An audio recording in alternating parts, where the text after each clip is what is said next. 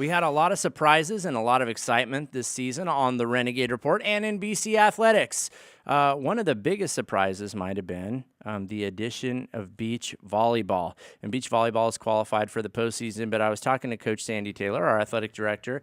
And, Coach, did you know that Coach Carl cannot coach during play? I did. He was going over some of the differences with me, and that was one of the things he talked about, which is also kind of cool because the players help coach each other because they play on 3 courts at one time. So he obviously can't be at every court for each time out, and so players end up helping each other a lot. So that's raising the bar for those students as well. Teamwork and volleyball IQ, and just being involved at a different level. Right. And I was just kind of thinking, and I don't want to name names, of course, but we have some very passionate coaches in the ranks of BC Athletics. That's part of the show. And I often implore our viewers not to miss the next big moment. And sometimes that big moment happens on the sidelines in cowboy boots or a loud suit jacket. And I just wonder if all of our coaches could coach under those conditions.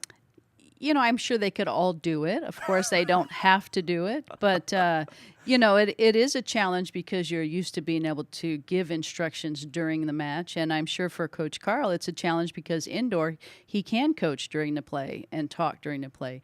In beach, he cannot. Yeah, but he's a coach of life as well. Boy, 5 minutes spent with that guy is never 5 minutes wasted. We are going to add a new coach to the ranks this fall. In fact, he's already on board. Coach Byron is going to be leading men's soccer. How do you feel about that hire? And how do you feel about adding men's soccer? Oh, I'm still just on cloud 9 with that. I think Byron is going to do a great job.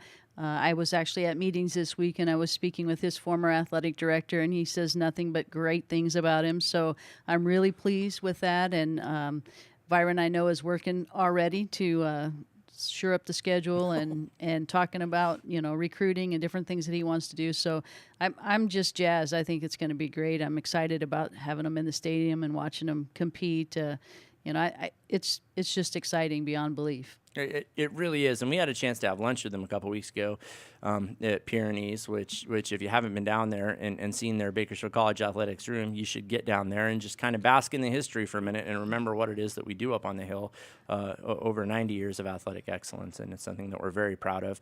And there's a lot of photographs down there that will take you back in time. Whether you're a new fan or an old fan, it's a special thing to see down at Pyrenees. But Byron, we're having lunch with him and Coach Darren of BC Women's Soccer, and pretty soon they're talking about ball sizes. They're talking about shoelaces. They're getting down into the minutia of soccer. And I was like, oh, this guy will fit right in. Exactly. And he does his homework. He's very well versed on the sport and what it needs to succeed. But one of the things that was really interesting to me in speaking with his former athletic director was his involvement with his student success.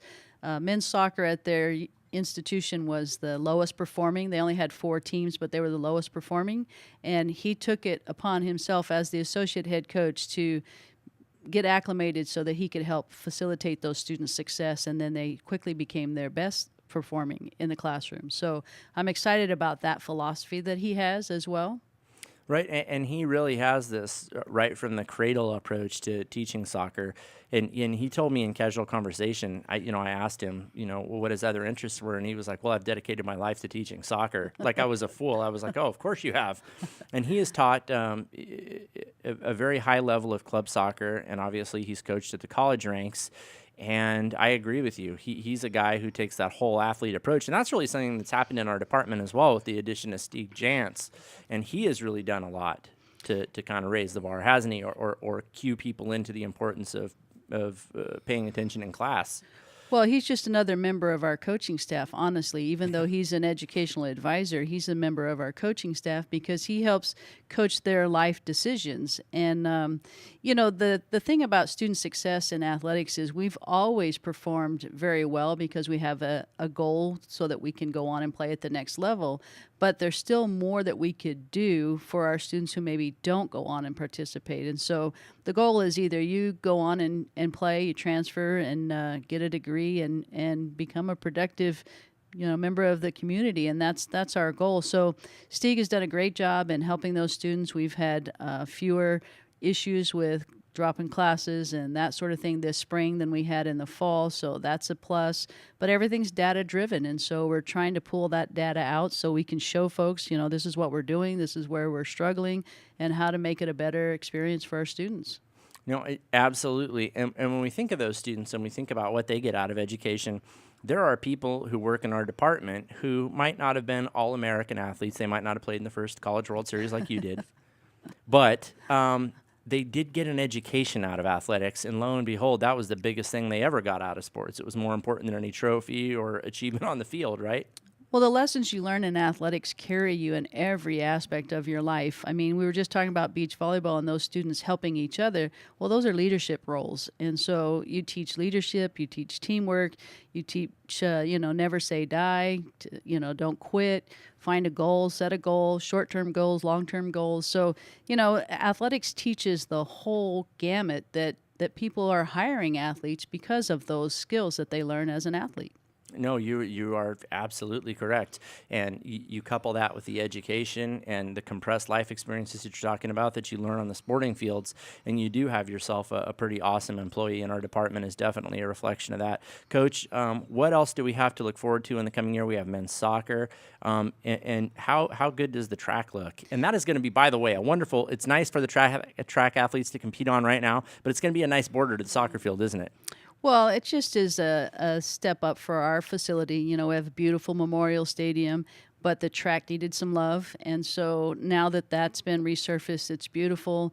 I mean, it photographs well. Yes. It's great for our student athletes to compete on, but it is just a piece of the facility that needed to be updated, no different than the gym floor needs to be resurfaced every year. So, it's one of those things that we needed to get done. It's beautiful. I think the student athletes, and actually I had a good time at the track meet last Friday, speaking with people that hadn't seen it yet and were just so excited about it and pleased with it. And that was a lot of fun to hear the compliments about that. So. Well, it was, and we sometimes fall into the habit of thinking that Memorial Stadium belongs to us, but really it belongs to like the entire track world. It belongs to a lot of people.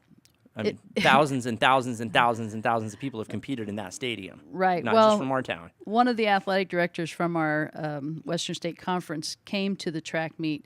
It was his first time to Bakersfield College. And I drove him in the golf cart because he didn't know how to get in there. And all he kept saying was, wow.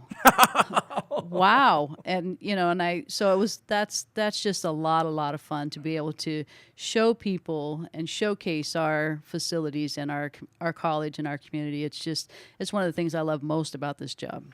Oh, it's one of my favorite too. When I bring a friend to town and we drive them on Mount Vernon past the front of the stadium, and they say, "Oh, that's pretty neat," but see, they don't get it. And then you drive them into the parking lot and you walk them up to the edge, and they look down and they're like, "Oh my gosh!" Like, wow. Right.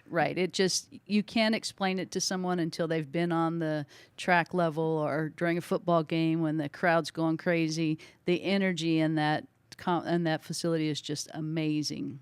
It is, and you're going to have more opportunities than ever come fall to enjoy the action at Memorial Stadium. Women's soccer, men's soccer, and of course, football. It's all coming back sooner than you can imagine. Season tickets are going to go on sale soon, and you're going to have your opportunity to not miss the next big moment. And if you missed out on moments this season, you're kicking yourself in the tail. We've had some great ones, but there's going to be more next season. We have a lot of young teams competing this year that are going to be sophomores next season with a whole year of intercollegiate athletic competition under their belts, and they're going to be ready to represent the old white and red up on the hill at Memorial Stadium. Coming up next, we're going to check in with Coach Carl Ferreira and the beach volleyball team. We still have two athletes who are competing for a state title this weekend at Grossmont College. You'll hear all about it next. Don't go anywhere. There's more coming up next on the Renegade Report.